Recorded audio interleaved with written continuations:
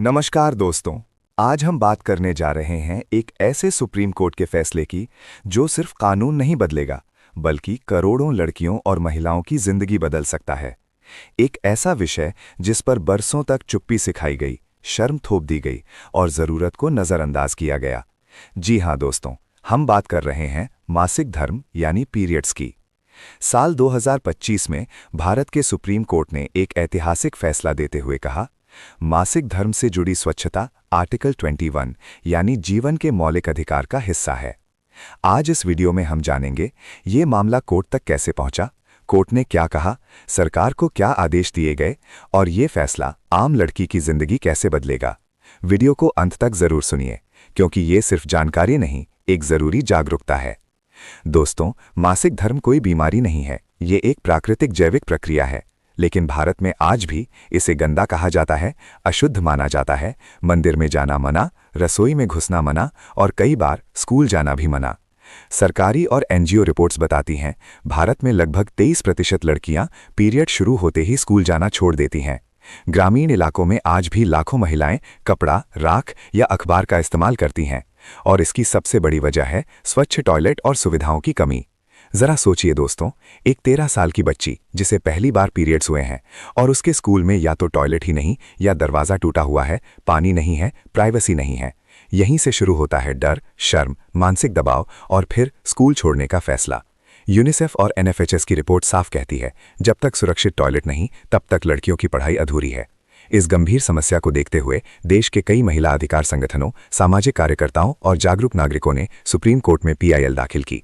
PIL में साफ कहा गया, मासिक धर्म स्वच्छता सिर्फ निजी मुद्दा नहीं है, ये जुड़ा है स्वास्थ्य से, शिक्षा से, समानता से और सबसे जरूरी मानव गरिमा से। सुप्रीम कोर्ट ने बहुत स्पष्ट शब्दों में कहा, जिस व्यक्ति को स्वच्छता की बुनियादी सुविधाएं नहीं मिलती वो गरिमापूर्ण जीवन नहीं जी सकता।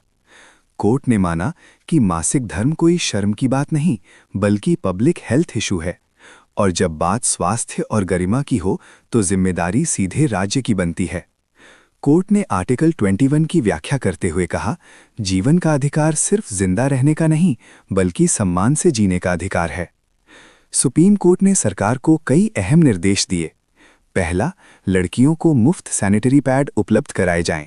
दूसरा, सभी स्कूलों और संस्थानों में लड़कियों के लिए अलग सुरक्षित टॉयलेट हों। तीसरा, टॉयलेट में दरवाज़ा, पानी, लाइट और कूड़ेदान अनिवार्य हो। चौथा, दिव्यांग लड़कियों के लिए एक्सेसिबल और सेफ फैसिलिटीज़ हों। और पांचवां, स्कूलों में मासिक धर्म को शर्म नहीं स्वास्थ्य शिक्षा के रूप में पढ़ाया जाए। इस फैसले का सबसे बड़ा असर पड़ेगा लड़कियों की पढ़ाई पर। अब स्कूल ड्रॉप आउट कम होगा, अटेंडेंस बढ़ेगी और आत्मविश्वास मजबूत होगा। सुप्रीम कोर्ट ने साफ कहा, अगर लड़की पीरियड्स की वजह से स्कूल नहीं जा पाती तो समानता सिर्फ कागजों तक सीमित रह जाती है। मनोवैज्ञानिक बताते हैं, पीरियड्स को लेकर डर और चुप्पी लड़कियों में एंग्जाइटी और लो सेल्फ एस्टीम पैदा करती है। ये फैसला लड़कियों को देता है अपने शरीर को समझने का हक, बोलने का हक और बिना शर्म जीने का हक। लेकिन दोस्तों, सिर्फ कोर्ट का आदेश काफी नहीं है। अब जिम्मेदारी है सरकार की, राज्यों की, स्कूल प्रशासन की, क्योंकि कानून तभी जिंदा रहता है जब वो जमीन पर लागू हो। दोस्तों, ये फैसला सिर्फ एक आदेश नहीं है, ये महिला स्वास्थ्य की जीत है, लड़कियों की शिक्षा की जीत है और संविधान की आत्मा की जीत है।